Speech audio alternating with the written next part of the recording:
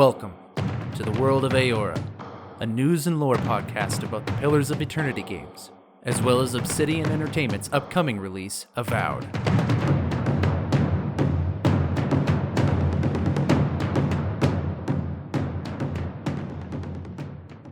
Hello everybody and welcome to another episode of the World of Eora. I'm your host Eric, aka Gingerino42. Thank you guys so much for joining me on another episode where we dive into the history, lore, and game mechanics of Pillars of Eternity as we gear up for the release of Avowed being developed over at Obsidian.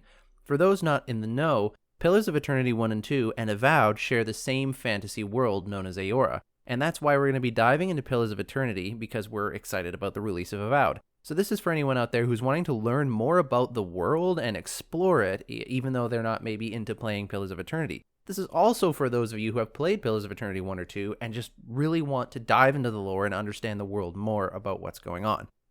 Lately, I've been doing a character creation series, and so today we're going to be diving into another aspect of character creation, and we're going to be using the tool that we see for character creation in Pillars of Eternity 1 and 2, and we're going to be pulling lore from that and maybe trying to draw some inferences as to what the character creation for Avowed might be like, but as well just the lore that we get from the things we see there. Today we're going to start off on the Paladin class. Now, before anyone gets excited, I'm not going to specifically go into all of the Paladin classes and talk about the history for each one because that would take quite a while, and most of these Paladin orders and classes are worthy of their own episode, but we're going to be diving into the Paladin class as an overview for today's episode. For those not aware, Paladin is one of the classes that you can choose in typical epic fantasy games. There are a lot of games out there where you don't pick a class specifically at the start of the game. You know, you just sort of, kind of like Skyrim, you just start playing the game and you just play it the way you do, and you build up your character by purchasing certain skills from the skill trees. But there are other games that have specific classes that you choose, and quite often you'll see a class like Paladin be an option. Paladin is kind of like a holy warrior type character. That's the kind of class that you're going with there. And Paladin classes usually have a really rich history in the world that they're set in, and they have a specific way that the characters like to be played. They usually have specific character traits, or they have certain faith or beliefs or ideals that are common to the people that they work with, or other paladins or priests like that. So we're going to be diving into the lore for the paladins that exist within the world of Eora. I'm curious, what exactly did you find there? Now, paladins are described officially in the game and as well in the lore books as martial zealots devoted to a god, a ruler, or even a way of life. They can be found in any culture where a fanatical group of like-minded individuals have formed a warrior society dedicated to advancing their cause. Among those aligned to their worldview, paladins are viewed with respect and admiration, if a bit of fear. Many paladins hold leadership positions in armies and mercenary companies, but in the heat of battle, their fanaticism often overrules the chain of command and common sense. So that's the kind of general description of what a paladin is from the perspective of the writers at Obsidian and how they want to present them in the world of Eora. And it's pretty, I would say, standard issue paladin for a lot of epic fantasy style games. You have these zealous and focused martial people who are really about a cause of some sort. Quite often paladins will be devoted to a religious faith, or they will be devoted to a specific lord or king, or even a philosophy, which is outlined here. And these paladins believe in this god, ruler, or philosophy with such zeal that they are unwavering in their faith, and it drives them forward to do anything that is required for the cause of that thing that they believe in. And it says here specifically, sometimes overruling the chain of command or even common sense. And so a paladin is a really powerful character to have, and really fun too if you're into tabletop role-playing games. So paladins are really fun, eccentric, over-the-top characters to play. I mean, I'm sure you could play a mild-mannered paladin as well. I'm not saying that it can't exist, but this is the type of thing that we're seeing paladins typically are like in fantasy settings, as well as this one for Eora. If you read the Pillars of Eternity strategy guide, the lore for Paladin actually continues, and it's more of an overview. It continues on saying that Paladins are extremely devoted, we already know, often fanatical, soldiers who have pledged themselves to a chosen cause, combining the zeal of a priest with the ascetic discipline of a monk. So a priest is one of the other classes you can play in a game. It's kind of like a cleric, and a monk is another class that you can play in the game, which is, it's a monk that you play from other fantasy games, and we can dive into what they are in another episode. They have founded many elite fighting forces, from the original Darkosi Paladini, which is an order of paladins, a 2,000-year-old order of palace guards, to the fledgling Fellows of St. Widwin's Martyr, zealous defenders of the Godhammer Pilgrim Trail. So those are just 2 paladin orders that exist in the World of Eora. Often found at the vanguard of many conflicts, paladins are natural leaders and have the ability to quickly assist their allies with targeted commands. Quite often when you're playing any game, whether it's a tabletop or a video game, paladins will have bonuses to charisma-based skills because they are such charismatic people and they have natural leadership about them. So you usually see them as leaders in armies or officers as well. A paladin's commands can stave off impending death, overcome fatigue, or hasten the charge to close breach defenses. And though they're not always pledged to the service of a god or gods, paladins are so singularly focused on their chosen cause that their souls are continually creating a wellspring of spiritual energy from which they can blast groups of foes in their immediate vicinity. So in the World of Eora, soul mechanics are very important. I mean, really, in any fantasy setting, soul mechanics can be important, but it's very unique in the World of Eora how it works. A person's soul is very tied to the narrative of this game, and it's very tied to the individual narrative of each character. A paladin, even if they're not serving a god, they can have such devotion to a cause, to a belief, that when they are serving that cause or belief, it causes a wellspring of energy to flow from the soul that they have, and it can actually have a real physical impact on the things around them. This is a justification in-game for why your character, if they're a paladin, can have this aura about them, which will give your companions buffs and make them stronger, or it might hurt any enemies which get too close, because your spirit is actually exuding this energy and force that helps or hinders those who are in line with that cause. Despite their often stoic presence and explosive combat style, paladins work best alongside allies. When isolated, they can be vulnerable, especially against a singular powerful foe. So that's an interesting thing right there. It's like when I think of a paladin, I think of this person in big, shiny armor that is just impenetrable, and they walk onto the battlefield and with grace and skill can take down any enemy. And that even up against maybe some one powerful person, they would be more than sufficient against going up with them. But actually, for this game anyways, and for this world, they're actually not that good at one-on-one. They're a little better at handling crowds of people. So crowd control is important for this. Now, one interesting thing to note about paladins in the World of Eora, and this is something I absolutely love, and I like it when game developers do this, is that there is a game mechanic that exists for how you roleplay your character. So if you are a paladin that has sworn an oath to a particular order, which is like a cause of some sort, there is a certain way that your paladin is expected to behave. Obviously, because like if this person's history and backstory is they devote their life to this single order, and then they start living a life that's opposite to what that order is all about, that doesn't make sense narratively, right? So this isn't an incentive, mind you. I don't think that this is meant as an incentive, but it does kind of work as one in-game because we like to maximize our character's potential and power.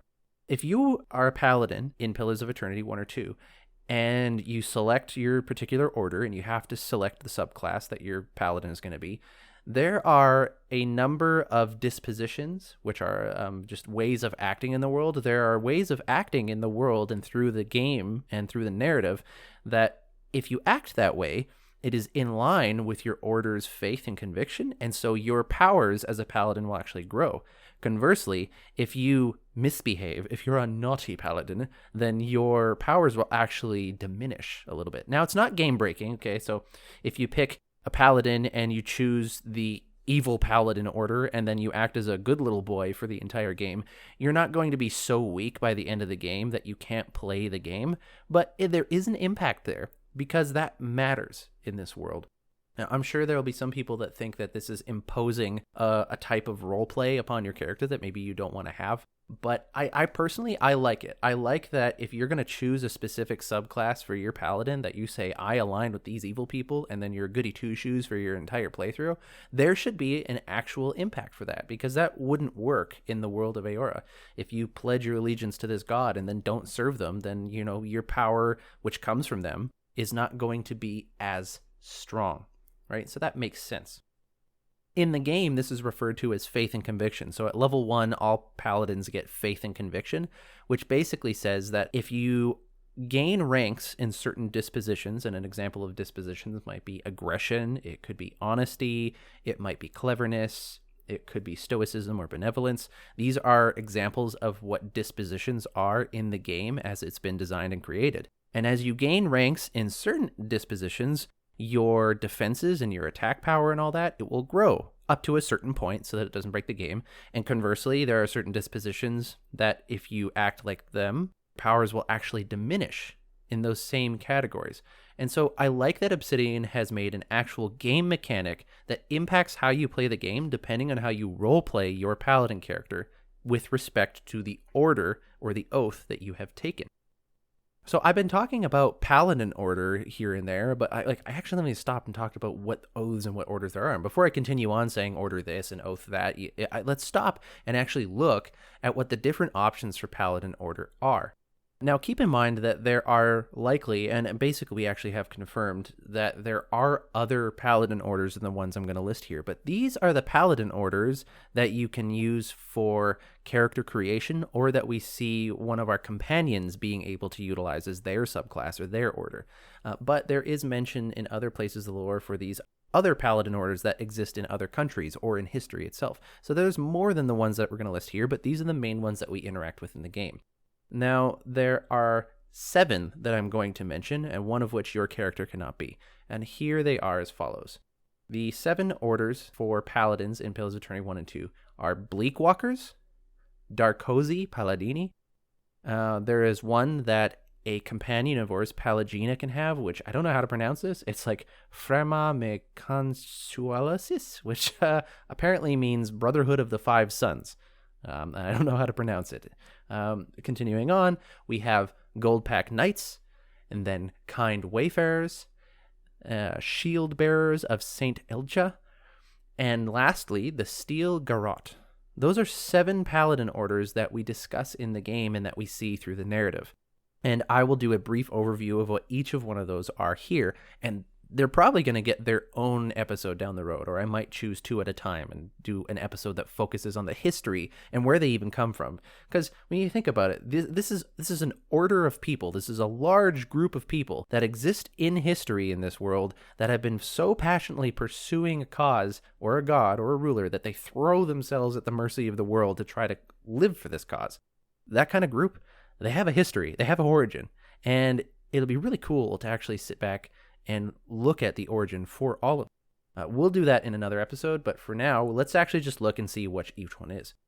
First up, we have Bleakwalkers. Now, these are your traditional tried and true bad guy ones. They're the evil paladins, if you have to pick which one would be the evil ones. But, just like everything in Eora, everything isn't as it seems. They're not just evil for evil's sake. Someone at Obsidian didn't just say, yeah, we need to have an evil paladin order. Can someone please just just pick a name and make them bad. Don't worry about it too much. There's depth to these characters. There's depth to the lore that is behind them. And for the Bleakwalkers, this is what the official description is.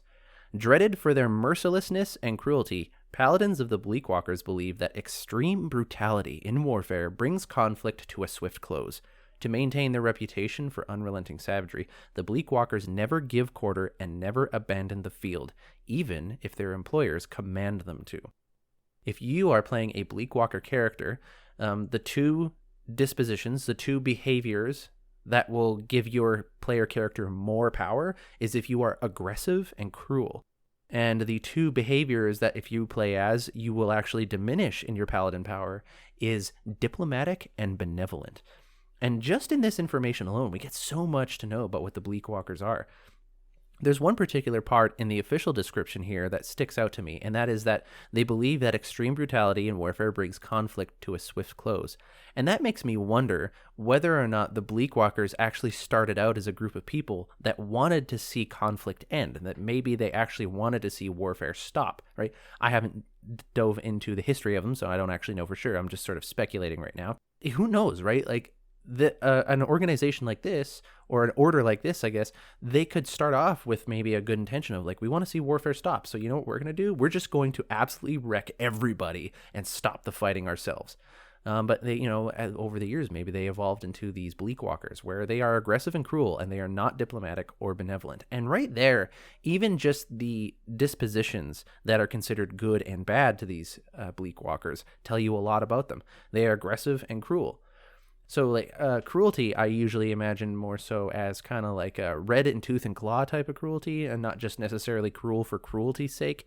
It's about, I am stronger than you, and therefore I have the right to do these things. I have the right to overpower you. That's kind of what I get an idea for when I look at cruelty, at least coming from the perspective of the game's narrative and how it presents it. And then the things that they're against is diplomacy and benevolence, which means you're not there to have discourse with the people you're taking down. You're not there to be like, okay, let's talk each other down. Let's have some peace about this, and let's find a way to make everyone all, happy and all this kind of stuff. They're like, no, we're here to do one thing. That is put you down and stop this warfare. That's what we're here for. So those are the Bleakwalkers. Next up is Darkosi Paladini, and this is the official description for Darkosi Paladini, the oldest known paladin order in the world. The Darkosi Paladini were founded as the guards of the Darkosi Palace in Grand Valia over 2,000 years ago. Since the shattering of Grand Valia, the Darkosi Paladini have transformed into the protectors and ambassadors of the immense Darkosi family, as well as Old Valian culture. The Darkosi Paladini are widespread and occasionally even come into conflict with each other due to the machinations of the Darkosi family. Paladins of the order are renowned for their wit and love of life. If you play a Darkosi Paladin, the two behaviors that will give you more power are cleverness and passion. Cleverness is, I often kind of see it as sarcasm, so it's kind of like humor and joy in a lot of ways. A lot of the times when I see cleverness in the game for Pillars of Eternity 1 and 2, it's more about making jokes, like a smart ass kind of thing. But it does also have like clever solutions to problems and stuff like that. Two dispositions that these paladins are against is cruelty and stoicism. That's the overview for Darkosi Paladini. They started out as palace guards for this Grand Valian family, which they now still serve. So this family's huge and it's got a long history.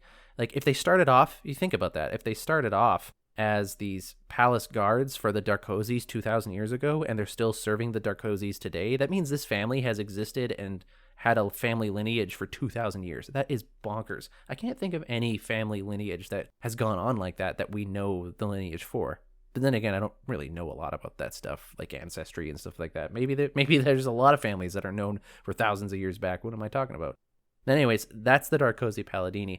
I like when you contrast the dispositions together. We have cleverness and passion, contrasted against cruelty and stoicism. The passion and stoicism make sense that they would be opposite from each other, but it really, really drives home the idea that these Darkosi Paladonis, I'm sorry, they like to live life to the max. When they have something that they're passionate about, they go for it. They're not the type to just sit back with their arms crossed and all that kind of stuff. They like to laugh and have fun, hence the cleverness part of their dispositions. But they are not big, mean bad boys. That's why they are against cruelty. Next up are the Goldpack Knights, and this is a quick overview. Their description are mercenaries with a solemn reverence for the sanctity of contracts. Goldpack Knights fulfill their obligations with unemotional, unswerving commitment and without moral judgment. If you are a Goldpack Knight, the dispositions that you favor are rationality and stoicism. And the two dispositions that you would be against are passion and aggression. So the Goldpack Knights, without getting into much of their history, they're basically just like the completely neutral automatons almost. Like, you could replace them, ideally, with just some sort of robot or some sort of machine that would be like, okay, this is my job, I'm going to go and do it. Which in some cases might seem very terrifying. Like, because you imagine if someone told you, like, hey, just so you know, there's a Goldpack Knight coming out to get you because of the contract you broke. If it was anyone else, you might think to yourself, okay, maybe I can weasel my way out of this. Maybe I can convince them that, hey, listen, man, give me one more day, I'll pay you the money, or what have you, right? But I get the idea, at least by what they're talking about here, that like if you find out a gold pack knight is coming after you, it would inflict a thing of terror inside you, because you're like, oh my goodness, like there's no talking down a gold pack knight. Once they have a duty to fill, they just continuously try to fulfill it, and they don't care about any of the context. Like that's a terrifying thing, and very difficult thing to ascribe to. I don't think that would be an easy life to live by. And I don't know if me personally, if that's something I could live like, where I just like, okay, this is my job, I'm going to go and do it, and then I'm done, and I don't care about the details. I imagine some of these gold pack knights, they have their own personalities, and in doing some of these jobs, they probably find out the truth about what they're actually doing, and they are supposed to just be committed and unswerving. Just be like, cool, that's nice, I don't care about the details, I have a job to do, I'm doing it. There you go. Up next are kind wayfarers. They are the evil ones. I'm just kidding. No, obviously the kind wayfarers, if you can't imagine, they're the token good paladins. But let's get into it a little more. Kind wayfarers, a charitable order of knights errant who assist troubled travelers and celebrate kindness, condemning deception and malice even when dealing with their enemies. The ranks of the kind wayfarers are filled with kith of all races and from all cultures. They can be found in any part of the Old Empires, Eastern Reach, and even the Deadfire. If you are a kind wayfarer character, you prefer benevolence and passion. Wow. Passion. If you are a kind wayfarer, you promote benevolence and passion, but you are against deception and cruelty. So, as I said, they are your token good paladin. They believe in benevolence and passion. So benevolence, doing kind things unto others, and passion, living life with that fire in your heart to go out and do the thing that you know and believe to be right. And you're against deception, lying to one another, gaining things for yourself, and they're against cruelty, where you enforce your strength over another because you can for whatever reason you desire. The kind wayfarers are kind people who are also wayfarers. They are travelers. And it specifically says so in the official description that they assist troubled travelers. So these are the kind wayfarers. Can you imagine a paladin order? These people who we picture in thick armor with massive swords, and they are just at the front of the battlefield yelling amazing charismatic speeches for their god. And then you have the kind wayfarers, who are people like, we assist travelers and we celebrate kindness, and anybody is welcome. We are an equal opportunities paladin order here at the kind wayfarers. It's actually an interesting way to think about this highly devoted group of people. Next up are the shield bearers of Saint Elcha. And I'm pretty sure I'm pronouncing that right, because it's spelled Elcga. But since it's in a Diran-founded paladin order, I believe it's pronounced Elcha. These shield bearers are described as follows: a paladin order of Aedirian warriors who emphasize honesty and diplomacy over cruelty and aggression. The shield bearers were founded in honor of an elven noble who helped unite the Aedirian and Kuklin kingdoms of a long war. So I've talked about the Aedirian history in other episodes, so I've talked about the shield bearers before, and I know a little bit about them, obviously, from those episodes. The shield bearers were actually, as it says here, they were protectors for this elven noble, and this elven noble was very instrumental in uniting the Meadowfolk Aedirian humans and the Kuklin Seathwood Wood Elves together, and they ended up forming what we now know as the Aedir Empire, one of the foremost powerful empires that has existed in Eora's recent history. And so the shield bearers are an old paladin order that existed to protect a particular ruler. Now, as it says in the official description, if you play as a shield bearer of St. Elcha, your favorite dispositions are diplomacy and honesty, and you oppose aggression and cruelty. That tells you, again, the pairing of these dispositions tell you a lot about the kind of person that would become a shield bearer. You're highly diplomatic and you're highly honest. So at any cost, you try to avoid lying. You tell the truth as it is, and you always talk first. But, you're also still there to protect someone. But the things that they are also against is aggression and cruelty, much like normal, quote-unquote, token good paladin orders. The token good paladin order, which we talked about earlier, kind wayfarers, they're against deception and cruelty because those are obviously the bad ones, right? That's always what people would say. But the shield bearers, they're against cruelty, which again is enforcing your will and decisions upon other people, but also aggression. There's a passivity to what they have. They have to kind of go against things not so aggressively. Up next is the Steel Garrote, which is a Paladin order that you can't play in the first Pillars of Eternity game. However, in the second one, for the Pillars of Eternity 2 Deadfire, you can play as this subclass for your Paladin order. The Steel Garrote is a feared Paladin order dedicated to Wodaka. That is one of the 11 deities of the world. They work with powerful individuals and business interests to hunt down those who violate contracts, especially if said contracts were endorsed by a priestess of the Exiled Queen, which is another name for Wodaka. They were founded in the Aedir Empire and are active throughout the region, branching out as far as the Deerwood and the Valian Republics. I find that there's a lot of similarity to this from the Steel Garrote to the Goldpack Knights in the sense that they are hunting down those who violate contracts. However, I feel like the Goldpack Knights, they're more of the we just do what we're told. There's a mindlessness to it, but there's a conviction that they're just going to go do it. Whereas the Steel Garrote, I get more of the impression when you actually start to talk to them and you start to look into their history that they don't hunt people down who violate contracts because somebody hired them to do it, but because they're mad about the fact that people would violate contracts in the first place. How dare they? That's more the kind of flavor I get from the Steel Garrote. If you are a Steel Garrote character, you promote rationality and cruelty, and you are opposed to diplomacy and benevolence. Rationality and cruelty. Basically these two things being that you made a contract and you were supposed to stick with it. That's the rational side of thing, and you didn't. So there has to be consequences. And cruelty in the sense of, we know better, this is what is good, and we are going to impose our will upon you. And they are against diplomacy because they're not there to talk it out. They're not there to make peace. They're not there to see what your side of things are. There are consequences for actions, and they need to be brought out. And not benevolence, because we are not picking favorites. We are not choosing who's going to get away with things or not. There needs to be a complete lack of favoritism. Everybody has the same rights, and et cetera, right? There's kind of a logic to it. There's kind of a reasonableness to it. However, there's also a mercilessness to it. And I think that would turn a lot of people off of it, despite the potential for reasonability.